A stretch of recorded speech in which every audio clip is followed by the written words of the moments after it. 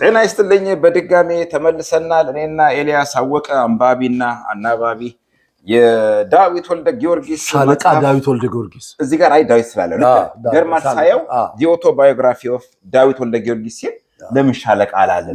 እሱ ሰውየውን ዳዊት ነው የጻፈው። ከሚሊተሪ ቆጣ ቆይቷል። ገብቶኛል። ለዛ ነው እንጂ እኔ ሻለቃ ሲባል ነው ሁሌ ማለት እዚህ ጋር ለዛ ብዬ ነው ሻለቃ ነው የዘለልኩት ማለት ነው። ኤኒዌይስ ቅጽልም ስለማልወድ ነው ጠበቃ ተክለ ሚካኤል እንደዚህ ነው። ይሄ ደግሞ የመጨረሻ ፕሮግራም ሊሰራበት የሚያስፈልግ ነገር ይላል። ጋዜጠኛ ኤልያስ፣ ጠበቃ ተክለ ሚካኤል፣ መካኒክ እንትና ወርቤት እንትና ምናምን እንደዚህ በጭራሽ የሌለ ማንጠልጠያ ዶክተር የሚለው ነገር ዶክተርም ከሕክምና ዶክተር ውጪ እኮ ሰው ሊጠራበት የማይገባ እኔ ይቅርታ አድርግልኝና የአማረ ምግባሩን መጽሐፍ እንደዛ እንትስልን አማረ ብል ነው። በተለይ ደራሲዎች አሁን እኮ በቃ ለጽሁፍ ነው እኮ የሚጠቀሙ ስትጠቀሙ ፒኤችዲ ነው ዶክተር ትላለህ እንጂ መጠሪያም አይደለም። ፎርዛት ዶክተር እንደው ዶክተር ምናምን እትዝ በጣም በሱ ላይ እንሰራበታለን። ኤኒዌይስ በዚህ ላይ ተዘጋጅቶበታል። ሰሞኑን እንመለሳለን። ኢንተረስቲንግ ሆኖ ታሪኮች በጣም የሚገርም ነገር ይሄ መጽሐፍ የታተመው በ2021 ነው። 7 ዓመቱ ነው። መጽሐፉ የታሰበውን ያክል ህዝብ እጅ የገባ አይመስል ጥቂት ኮፒ መስል። ምክንያቱም አንደኛ ሂውጅ ነው ተዘከምበርሰም በዛ ላይ በፐብሊሺንግ ኤጀንሲ አለመታተሙ ሁሉም ነገር ነው የተጻፈበት። ይሄ ከልጅነት ከለም ፍሮም ክራድል ቱ ቶም በሚመስል ነገር የለም ነው የተጻፈበት። በተለይ የመጀመሪያዎቹን አመታት ለምለም ነበር ስሙ የሻለቃ ዳዊት ለምለም ኃይለ ማርያም ነበር እና አንድ ክቡር ዘበኛ የነበረው ኤሌጋንት ያኔ ረጅም ነው የሚመረጠው የገበርዲናቸው ነው ሰው ቃል ሊሽው ሲሉና ዳዊት ብሎ ለራሱ ነው ይሄን ስም ያወጣ ከለምለም ነው ወደ ዳዊት ይሆነ እና የሐረር ጦር አካዳሚ የሚሊተሪ አካዳሚ ምሩቅ ነው እና የመጀመሪያ ስራ ሲጀምር ምክትል መቶ አለቃ ሆኖ አስመራ ነው ሄደው ቆስሏል ሁሉ ሁለተኛ ክፍለ ጦር ከዛ ቆስሎ መጥቶ ነው አዲስ አበባ ዩኒቨርሲቲ ያኔ ይፈቀድላቸዋል ከሰከንዲር መግባት አዲስ አበባ ዩኒቨርሲቲ ህግ ተመረቀ። ጋሽ ዳዊት አንተ ስለምለው ነው የመዘርጠጥ ነገር አይደል? ኢንተርቪው አድርጌው ስለማውቅ ከዛ አሜሪካ ነገር ሄዶ ኮሎምቢያ ዩኒቨርሲቲ ማስተር ሰጥቶ አብዮቱ መጣ። አብዮቱ ሲመጣ አንድ ሪስፔክት ያደረኩ አሁን ልጨርሰው ማለት የዛሬው ወቂያ ነው። አብዮቱ መጣ ተጠራና መጣና ይሄ የእውነት ጀንትልማን ለወጣት የታሪክ ተማሪዎች የኢትዮጵያን ፖለቲካ ማወቅ ለሚፈልጉ የኢትዮጵያን ሚሊተሪ ታሪክ ማወቅ ለሚፈልጉ በተለይ በቀዳማዊ ኃይለ ሥላሴ ጦር አካዳሚና በሁለት አገነት ጦር መንግስቱ ኃይለ ማርያም የተመረቁበት መናናቃል ያ ኤሊት ስኩል ትክክል ነው። ያ ኤሊት ሚሊተሪ አካዳሚ እነ ጀነራል መስፍን ገብረቃል የተማሩበት ማለት ነው። እና በቃ ሳንድህርስት ሚሊተሪ ኮሌጅ ብሪቲሽ እንግሊዝ ነው ማናቸው ከሳይ ጨመዳም ራሳቸው ለምሳሌ የጎጃሙ ሰው ኮሎኔሉ ኮሎኔል ዘለቀ በየነ መጽሐፍ ጽፈዋል እንጂ እሳቸው እንዴ ኮሎኔል አይደሉም እንዴ? መጽሐፍ ጽፈዋል እኮ የጎጃም ሰው እንዴ ደርግ ትልቅ ባለስልጣን ነበሩ። ምክትል ጠቅላይ ሚኒስትር ምክትል የነበሩ እንዴ ሻለቃ ጣፉ ማለት ነው አይደለም? አሉ በህይወት አሉ እንጂ አሁን የጻፉ መጽሐፍ ሪሰንት የደርግ ምክትል የነበሩ ትልቅ ፖዚሽን የነበራቸው እንዴ በጣም የጎጃም ሰው እዛ ምሩቅ ናቸው። የሐረር አካዳሚ እሳቸው እንዴ ኦኬ ያው ከ1951 በዓመተ ምህረት በኋላ የነበረ ትልቅ የሀገሪቷ ሚሊተሪ ተቋም ነው።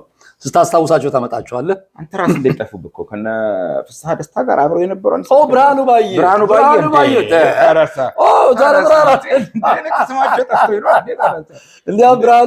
የሐረር ጦር አካዳሚ ምሩቅና የአዲስ አበባ ሎው ስኩል ግራጁዌት ብቻ ሳይሆኑ እንዲያውም የሎው ጆርናል ኤዲተር ሁሉ ነበር። የብርሃኑ ባየ ወንድም ፍስሐ ባየ የሚባለው ደግሞ ሎየር ነው። አዎ እና ልክ አብሮ እሳቸው ነው ለዛ ተጽዕኖ ያመጣ ነው። አሁን ደርግ ውስጥ ከነበሩት አንዱ የሐረር ጦር አካዳሚ ምሩቅ እሳቸውና ፍስሐ ደስታ ናቸው። እሳቸው ሎው ስኩል ጨርሰዋል ግራጁዌት አድርገው እየተማረ ነው ኮሎኔል ፍስሐ ደስታ አብዮቱ የመጣው እና በወታደር መካከል ልዩነት ሊኖር አይገባም ባለባበስ የክቡር ዘበኛ ነገር በሚል የነ መንግስቱ የበታችነት ስሜት ነው ይባላል። የትም ሀገር ሚሊተሪ ኤሊት ሚሊተሪ ስኩሎች አሉ። አሁን አሜሪካን ሀገር ዌስት ፖይንት ይባላል። የትልቆቹ እና ኮሎኔል ፖዌል ምናምን የተማሩበት ይሄ በሙሉ ፎር ስታር 5 ስታር ጀት ነው። ሳንድረስ እንግሊዝ ነው። ሴንሴር ይባላል የፈረንሳይ በሙሉ ፍራንኮፎኖቹ የሚማሩበት ማለት ነው። ኢትዮጵያ ብርጋዴር ጀነራል መስፍን አበበ የሚባሉ የታንከኛ አዛዥ እዛ ነበሩ። ሲመጡ እነሱ ጀንትልማን ኦፊሰር ነበር የሚባሉ ከዚህ ሄደው ኮምፒተንት ናቸው። እንዲያም ደርግ ኮሎኔል አስናቀ አልማየ የሚባሉ እንዲያም የኢሃፓ መሪ የነበሩ ተዋጊ እሳቸው በጣም ጓደኛሞች ስለነበሩ የልብ ጓደኛ ደርግ እሳቸውን አዘመታቸው ከእሳቸው ጋር እንዲወጋቸው።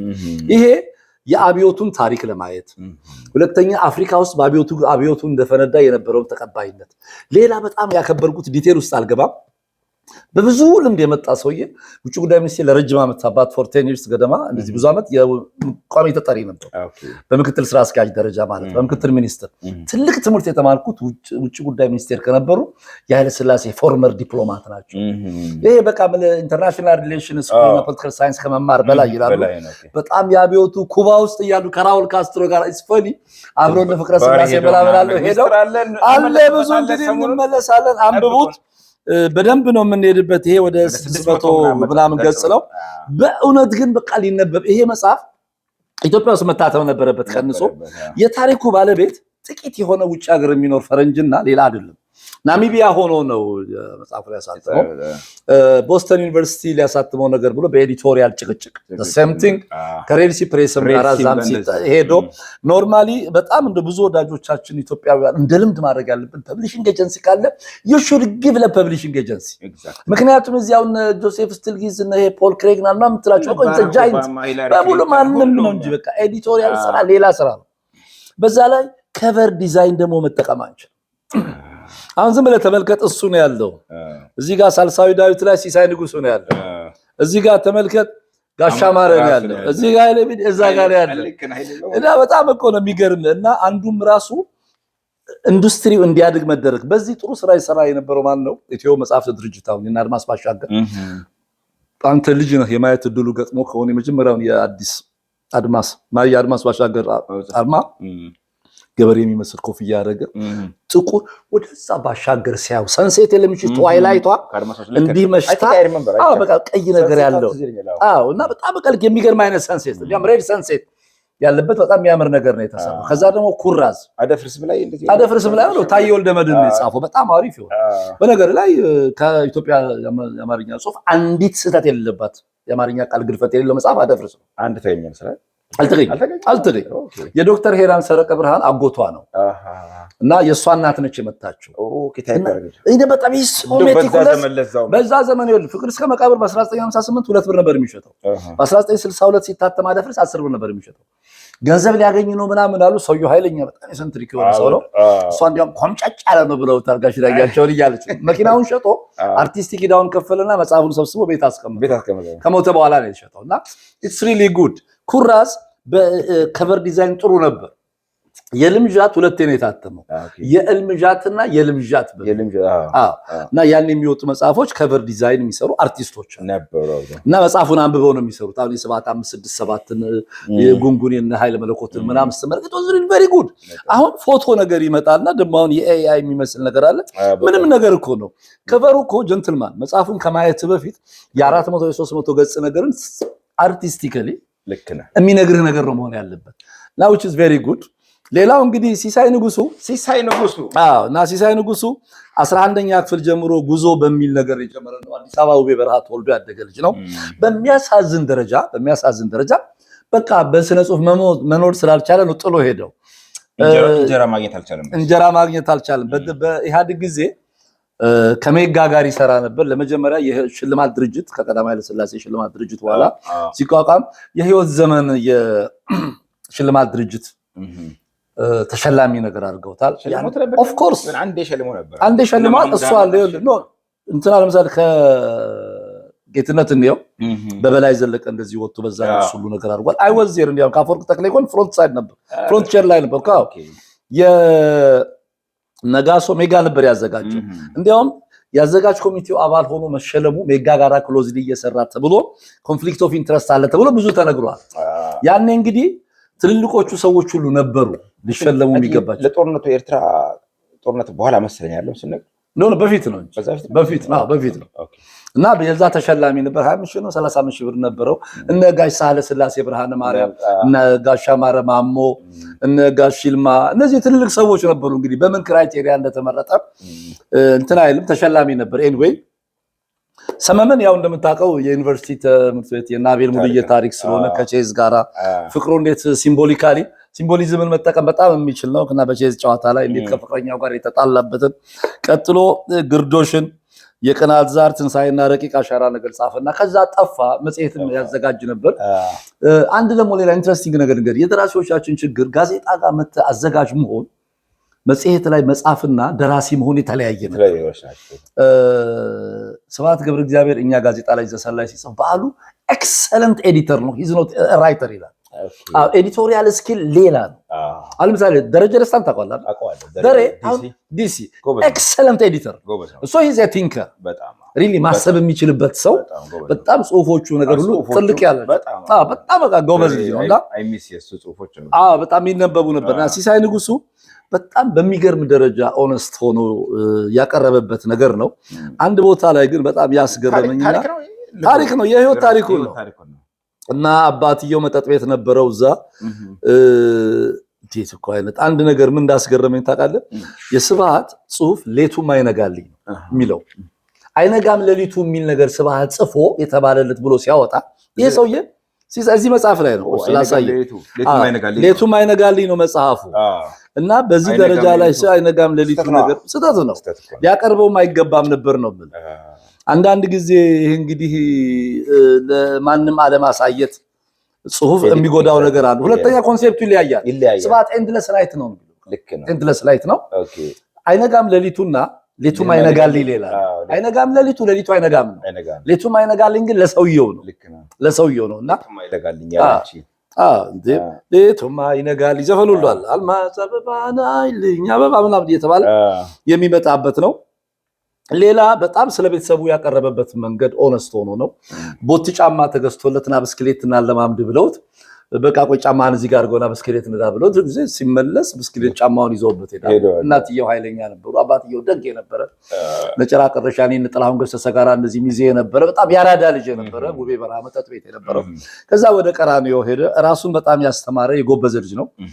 አስመራ ዩኒቨርሲቲ ባለፈው እንትና መጽሐፍ ሲነበብ ሲመረቅ የብርቱካን መሰረት አበጀ የሚባል ሰውዬ ሲቀርብ እኛ ያኔ ሲኒየራችን ነበር ሲሳይ አርቲክል እየጻፈ ገንዘብ ያገኝ ስለነበር ያኔ ምን 40-50 ሺህ ኮፒ ነው የሚታተሙት ተነሰመመን ጦሩ ትልቅ ማርኬት ነበር ይቀርብ የነበረ ነው። በዛ ላይ ከኛ እድሜ አካባቢ ያለ ነው። በ1974 ነው እንግዲህ አስመራ የገባው 78 ዓመተ ምህረት ነው ጨርሶ የወጣው።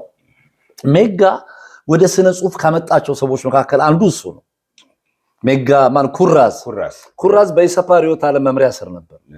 እነ ስብሐት ኤዲቶሪያል ቦርድ ነበሩ። ዛና ዳኛቸው እንደ ደበበ ሰይፉ ኩራዝ እቺ ወደ 4 ኪሎ እና 5 ኪሎ መካከል ሄድ ኦፊሱ ፒያሳ ጋር ግን ያቺ እዛ ጋር ከናንተ ጋር ጨለ ነበረች። በእና ኃይሌ ፊዳ ያቋቋማት ተራማጅ መጽሐፍት መደብር ነበረች። የድሮ ቤት ያላት ነገር እዚህ መስታወት ሹል ነገር ያላት እና እዛች የነበረች ነች። ሲሳይ በኢትዮጵያ ዘመናዊ የስነ ጽሁፍ ታሪክ ውስጥ ስሙ ሊጠራ የሚችል ምናልባት ስነ ጽሁፍ ተምሮ ጥሩ ስነ ጽሁፍ የጻፈ ዩኒቨርሲቲ የተማረው ስነ ጽሁፍ ነው። አስመራ ዩኒቨርሲቲ የተማረው ሊትሬቸር ነው። ለምሳሌ ስብሐት ሊትሬቸር አልተማረም። ደምሴ ጽጌ አማርኛ ነው የተማረው። በዓሉም አልተማረም። አዲስ አለማየሁም አልተማረም። ምናልባት ስነ ጽሁፍ ላይ ፈጠራ ጽሁፍ ብርሃኑማ በቃ የሬዲዮ ቴክኒሻን ነበር። የተግባራዊት ምሩቅ ነው ያው የተግባራዊት ምሩቅ እና ዳኛቸው ወርቁ ነው አሁን እሱ ክሬቲቭ ማስተር ኦፍ ክሬቲቭ አርትስ ነገር ተምሮ የመጣ እና በጣም ስታስብ ለምሳሌ አሁን ኃይለ መለኮት መዋልን ነው መጀመሪያ ሳይጽፍ ነበር ሼክስፒርን ወደ ሮሚዮና ጁሊየትን ወደ ትግርኛ የተረጎመው። እንዲህ እያነበበ የመጣ ኩራዝ ያመጣቸው ጸሐፊዎች አሉ። አንዱ ሲሳይ ንጉሱ ነው። በዛን ጊዜ የነበረው ነገር ኤዲቶሪያል ቦርዱም ጠንካራ ነው ይቀርብበት የነበረው። መጨረሻ ላይ ግን ያው እንግዲህ በዚህ በደራሲያን ማህበር የኢትዮጵያ ደራሲያን ያልተደጎሙ ከችግር ነፃ ሊወጡ ያልቻሉ ኢቭን ከዚህ ጋር አብሮ አይሄድም እንጂ የኢትዮጵያ ደራሲያን ማህበር ሪቮልቪንግ ፈንድ ነበር እና ያ ሪቮልቪንግ ፈንድ ከአርቲስቲክ ማተሚያ ድርጅት ጋር ተነጋግረው በጣም የገረመኝ ነገር አብዩ ብርሌ በአገር ፍቅር ጉዞ የሚል የኢሃፓ ኮማንደር የነበረው የሱ መጽሐፍ እዛ በሪቮልቪንግ ፈንድ በደራሲያን ማህበር መታተሙ አስደንግጦኛል ሳየው። ሪሊ ምንድነው ስትል ብለርብ ደግሞ የጻፈው ጋሻ እያለ ሙላት ደኛ ኢሰፓ መምሪያ ምክትል ኃላፊ ነበር። ኢሰፓ ይሄ ኢሃፓ ነው እንግዲህ። አሁን ደግሞ መጣ አይደለ ተሳስበ ወደ ዘመን ሰፈር ወደ ጎሰኝነት ጋር የምትገባበት ነገር አፎርድ የሚያረግ ሰው ነው። ገንዘብ የሌላቸው ደራሲያን ለምሳሌ አሁን አንተ አወዳድር አሁን ሾርት ስቶሪ ኢንሴንቲቭ እንደምሰጠው የምትለቃቸው ነገሮች አሉ። አንደኛ ሬድሲ ፕሬስ ታትሟል መጽሐፉ እዚህ ስለዚህ ታዲያ ሪሰንትሊ ነው የታተመው? ነው ጀስት በወጣ ጊዜ ኢትዮጵያ ላይ ሁለት ትምህርት ነው ያለው። የኢትዮጵያ ትምህርት ነው የሬዲሲው በጣም አሪፍ ነው፣ ኳሊቲ ነው።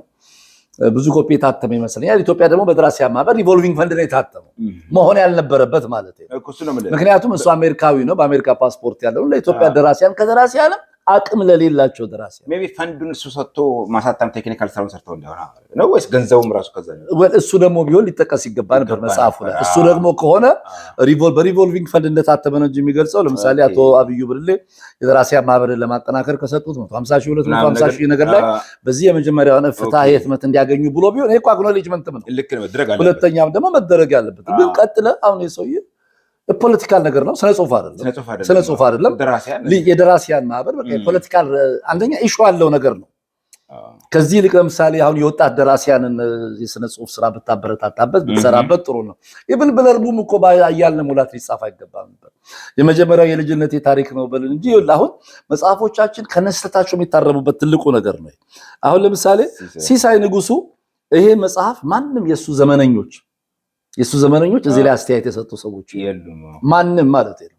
እነ ዳንኤል ወርቁ አሁን የዚህ ማበል ምናምን የሚል ጻፈ ማበላሶች የሚል እነ ጎበና ለምሳሌ ሰርቅ ዳንኤል እነ ጎበና እነዚህ የሱ ዘመን ጸሐፊ የነበሩ ሰዎች እዚህ መጽሐፍ ላይ አስተያየት ሊሰጡ ይገባ ነበር።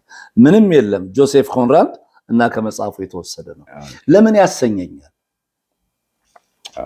አሁን እሱ ኃይለ መለኮት ይሄ እነዚህ ሲያትም የወዲያነሽ ታትመው ነበር ኃይለ መለኮት። ከዛ ደግሞ በኋላ ፍሬህይወት ምትል ሚላን ጌታቸው የሚባል ጻፈ በጣም ይነበብ የነበረ ቃል ኪዳን የሚል ጽሁፎች ነበር። እነዚህ ሰለሞን ለማ ለምናምን የሚባሉ የሚያሳትሟቸው መጽሐፍ ነበር። ዶሰኛው ምናምን መቼ ነው? እነሱ ሽጥላ ኮከብ አንድ አካባቢ ናቸው። ዶሰኛው ምናምንና ወገግታ እነሱ እንዲያውም ጥሩ አመጣው ሽጥላ ኮከብ ጀርመን ነው ያለው ይባል ነበር። እሱ ከኢትዮጵያ ሰነፍ ውስጥ ወጥቶ በቃ ባዮሎጂ ግራጁዌት መምህር የነበረ ሰው ነው። እና እነዚህ ዘመነኞቹ ናቸው። አሁን ያን የመጀመሪያ ህትመት ምን ይመስል ነበር? በደርግ ጊዜ የምታልፈው ሳንሱር ከዛ ከሪዮት ዓለም ሾልከ በጣም በቀጭን ነገር ውስጥ ነበር የምትሄደውና ሲሳይ ይሄንን የመሰለ ነገር ስራ ሰርቶ ስለው ታሪኩ የከተማሪ ታሪክ ነው። እንደጋሽ አማረ ነው ውቤ በረሃ የነበረው ነገር ከዛ ለሙቶ ወደ ቀራኒዮ ስትሄድ ከቀይ ሽብር በኋላ የነበረው የትምህርት ዘመን ምን ይመስል እንደነበር ስጋቱ፣ ፍርሃቱ፣ ችግሩ እሱ ቀይ ሽብር ነገር ሰው ኦፍ ኮርስ በሃፓም ታስሯል። እንዲያውም በቃ ታስሮ ደርግ ጽፈት ቤት ልልስል ቀደምከኝ። ኦኬ ሲሳይ እኮ ከኔ ትንሽ ብቻ ክፍል በመሰለኝ እንዴት ነው ማለት ለእስር እድሜው ከፍ ለኔ ሁሉ ታላቅ ነው። በ51 ነው እኮ የተወለደው። ይሄው ግንቦት 17 1951 ወደዚህ ምድር መጥቷል። 51 ከ81 ሲቀንስ እንት ነው። ኦኬ 50 እና አሁን 50 አይደለም ወደ 69 ከይመጣ 68 69 ነው 67 ኦኬ ከ81 51 አይደለም የምትቀንሰው ያ 67 አመቱ ነው። እና ደርግ ጽፈት ቤት ታስሮ በያፓ ሳይገረፍ መውጣቱ ነው የገረመኝ። እዛ የገባሱ ሳይገረፍ የሚወጣ ነገር የለም። አትገባማ ዝም ብለህ ልጅነት አረሱ የ13 አመት ልጅ የገደለ መንግስት እኮ ነው ደርግ። ባቢሌ ቶላ ሚል ኢያሱ አለማየሁ በብር ስም የሚጠቀምበት ቅዱስ ተክለ ሃይማኖት አደባባይ ላይ ልጆች ቲያትር ሰሩ ብሎ የገደለው ደሞ እድሜም እኮ ባቢሌ ትንሽ ያጋናል መሰለኝ። ኖ የ13 አመት የእውነት ታሪክ እኮ ነው። ዳኛ ኃይለ ሥላሴ የሚባል ወንድሙ አብሮን ታስሮ ነበር። ባቢሌ ኃይለ ሥላሴ ነው የሚባለው። ቶላ ነው የተጨመረው። ባቢሌ እውነተኛ ስሙ ነው። የሐረር ሰዎች ናቸው ቤተሰቦቹ። ባቢሌ ማለት ከሐረር ወጣ ብሎ ያለ ከተማ ነው። የ13 አመት ልጅ የገደለ ደሞ ደርግ በዚህ አሜዚንግ ከቤልጂክም ጋር ስናወራ ታስሮ የሰውዬ በሃፓ እንዴት ሳይገረፍ እንደወጣ ይሁን። እንግዲህ በዘመነ ደርግን 9ኛ ክፍል የጀመርኩት መርካቶ አውቶቡስ ተራ ነው ይላል። በ67 ነው በግብታዊነት የተቀጣጠለው የፍየል ወጠጤን ያነሳል። ማርታ ለምን ሞተችን ይላል እና ከዛ ታስሯል። በአብዮት በዓል ላይ የነበረውን ነገር ነውና ይሄ ሰውዬ የሃፓ ደጋፊ ሆንኩ በዚህ ፖለቲካ አቅጣጫና መንፈስ ይላል። እስቲ ዝም ብላ አንብበውና በዚህ መቀጠል ግን አልተቻለም። የፖለቲካው ትኩሳት ሁላችንም እንደ ማግኔት የሳበ የሚንቦጎቦገው የትግል ሰዓት ውስጥ ጨመረን። ገባበት ያፓው ነው። ኦፍ ኮርስ ያኔ እኮ በቃ አለመሆን አትችልም። ይሄን መጽሐፍ የመረጥከው ግን በዛ ምክንያት አይደለም። ሳልሳዊ ዳዊት ታዋቂ ደራሲ እኮ ነው። 6 መጽሐፍ ጽፏል። አቋንዴ በቀለም የዋነታቸው የሚታወቁት ጎበዝ ተማሪዎች ሁሉ ትምህርቱን ግፍ አድርገው የፖለቲካ ትግሉን ተቀላቀሉ። መሀል ሰፋሪው መቆኘት ያስንቃል፣ ያስወቅሳል። በተለይ ወጣቱን ሚናህን ለይ ይባላል። ጥበባም ሲነግረኝ ነበር። አብዛኛው ወጣት የሃፓ ደጋፊ ሆነ። እኔም የነቃ የፖለቲካ ተሳትፎ ባይኖረኝም የወጣትን ትኩሳት በመጋራት የሃፓ ደጋፊ ሆንኩ። ታምሩን በዚህ የፖለቲካ አቅጣጫና መንፈስ ስለነበር አበረታታኝ። ትምህርት ቤት ውስጥ በድብቅ የሚዘዋወሩትን በራሪ የፖለቲካ ወረቀቶች ማንበብ ሱስ ሆነብኝ። ዲሞክራሲያ ከተሰኘው የሃፓ ልሳን ጋር ተዋወቅኩ። ከጆሊነት ተስፈንጥሬ ወጥቼ የፖለቲካ ትግል ውስጥ ለመስጠም ብዙ ጊዜ አልወሰደብኝም። ለጆሊነቱ የሚሆን ለአብዮታዊነቱ የአያቶቼ ቤት ስላልተስማማኝ ወደ አክስቴ ብርቱካን ተክሉ ቤት ሄጄ መኖር ጀምሬ ነበር። ታምሩ ከመዘመቻ ሲመለስ እኔም ወደ አያቶቼ ቤት ተመለስ። ያ ይሄ እንግዲህ ዘመን ያቀበልህን። አሁን ለምሳሌ አንተ በኢህአፓ ጊዜ ብትኖር በዛ ጊዜ ወይ መኢሶን ትሆናለህ ተቀሩት። በማጆሪቲው ግን ኢህአፓ ነው የሚሆነው። እኔ እኮ ድቁና ያው ስለ ቄሶኝ ቀርና ያው ነው በቃ ለጸጋዬ ገብረመድህን ደብተራው አለ አይደል? በቃ ተመልከቱ የቅኔ ሰው ትግራይ ሄዶ አሲምባ ሊዋጋ ሲል በቃ ሌሊቱን መሪጌታ እዛ በቃ ጣነ ሞገር ምናምን እያቀረበ እዚሁ የሚታረስ መሬት ሰተን ቅር ሁሉ ነገር አለ እና አትቀርም ነበር። የደብተራ አናርኪስት አይደል ሊሆኑ ቴዎሎጂ ኮሌጅ ሲዘጋ ወደ ሌላ ዲፓርትመንት ሲመድባቸው እዛ የነበረ ሃይማኖት ትምህርት የገባ በሙሉ ኢህአፓ ሆኖ ነው የሄደው። እኔ እንደዚህ አይነት መጽሐፎች መጻፋቸው ጥሩነቱ ምንድነው? ዘመኑን ያሳያል። አሁን ይሄ በወቅቱ የነበረው እኔ አሁን የዛን ዘመን 69 70 68 71 ድረስ ወጣት የነበረ ሰው ኢህአፓ ካልሆነ መኢሶን ካልሆነ ወይ ደግሞ እዚህ ሃይማኖት ያኔ ጴንጤነት የማይቻል ነገር ነው። ኦርቶዶክስም ጋር ክረ መግባት አትችልም። እና ምን እንደምትሆን ምን ሲያሳልፈው በቀደም ሲነግረን ወዳጅ ምን ነገር እንደሆነ ያሳለፈበት መንገድ ይገርማል። እንዲያውም ያነሳ ነበር ደርግ ያኔ ሰው ይሄ ድራግ ምናምን የትም ቦታ ጋር ይጨሳል አይፈቅዱትም፣ ግን አይከለክሉትም። ወጣቱ እየገባ ሰው ከሚገልና ኢህአፓ ውስጥ ሆኖ ከሚሳተፍ ባደንዛዥ እጽ እዛ ውስጥ እንዲገባና ከዚህ ርካሽ ተራ የኢምፔሪያሊዝም ባህል ማራገፊያ እየሆነ እንዲቀጥል ምኞታቸው ነበር። እንዲያውም የዶክተር ሳዲቅ ቤት አለ ፍሪኬ ሃውስ 240 ፋሽኮ በአንድ ቀን የሚሸጥበት ቤት ነበር። እና መጠጥ እንደ ያኔ እኮ በቃ 250 ነውና የወጣቶች መድረክ ላይ ምናምን ፕሮግራም የተሰራበት ነው። እና ኢትስ ኢንትረስቲንግ ወደ ድርሰቱ ቢመለስ ጥሩ ነበር። በተለይ አሁን 27 30 ባንክ አለ እና እንደዚህ ሶሻል ሪስፖንሲቢሊቲያቸውና እንደ ኮርፖሬት ሲቲዝን ሆነው እንደነዚህ አይነት ምልብቅ አሁን ልምድ ያለው ደራሲ ጎበዝ ደራሲ አንዳንዴ እኮ ኮሚሽን እንዳርገህም ታጽፋለህ። ትንሽ ብር እኮ ነው ደግሞ እኮ ትንሽ ብዙ ምን ትናገር አይደለም እኮ 125,000 ብር ለአዲስ ቅኝት አንደኛ ዓመት የቴሌቪዥን ፕሮግራም ዝግጅት ስነ ጽሁፍ ውድድር ወጥቶ ገስዋት እስከባለፈው እሑድ ድረስ ነበር ዴድላይኑ። አንድ ሳምንት አትሆንም 40 ስራዎች ናቸው የወጣው ለገዛኝ ትልቅ ነገር ትንሽ እኮ ለዛ በዚህ ዘመን 25,000 30,000 ብር ማለት ምንም ግን በቃ ሰዎች መድረኩ ከተገኘ ሰው ለባንኮች ደግሞ ባንኮችና ኢንሹራንሶች ትልልቅ ድርጅቶች የቢዝነስ ኢንተርፕራይዝ ይሄን ኮርፖሬት ሲቲዝንሺፕ ብልጽግና መደመር ብቻ እንድታነብ ነው ይፈልጋል። አይ በቃ እነዚህም ነገር ይምጡልህ ሁሉም ነገር ይነባበቡ።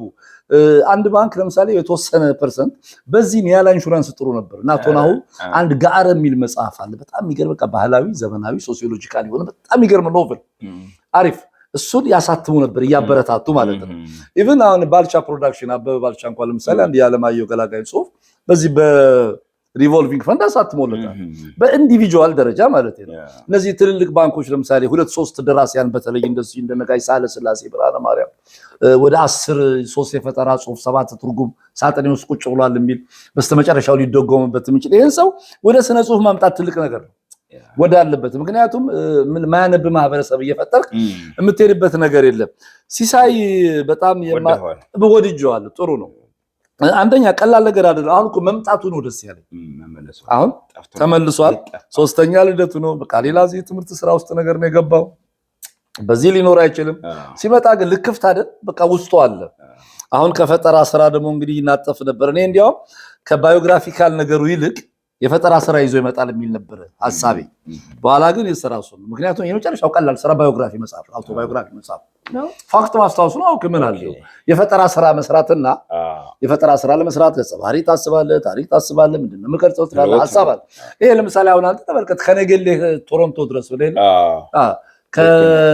ከነገሌ ቦረና አርሲ ነገሌ ምናምን በቃ አዲስ አበባ ቶሮንቶ ብለህ ብትጽፍ ክሮኖሎጂካሊ ያሳለፍከው ነው የምትጽፈው። ከዛ በኋላ ከወየው መድኃኒዓለም እስከ እግዚአብሔር ከዛ ቀርሳና አሁን አረቄ መሸጫ የሆነበትን ነገር ያሰፈር ያለበትን ነገር ከዛ አዲስ አበባ ዩኒቨርሲቲ ሎ ስኩል ከዛ ናይሮቢ የነበራችሁት ከዛ ደግሞ ከእንትና ጋር ባለስቡ ከወልደ ገሪማ ውጭ ማላቸው ከኢንጂነር ቅጣው ጋር ይሄ በጣም አንድ ካሴት ይቷይ ሲዲ መላለስ ነው የወያኔን ምናምን በሙሉ ታንክ እየለመጠ እየመረጠ የሚያቃጥል ምናምን እየተባለ ስለሆነ በቃ አዲስ አርቆ በቃ አውቶባዮግራፊካል ነገር ልክ ነህ።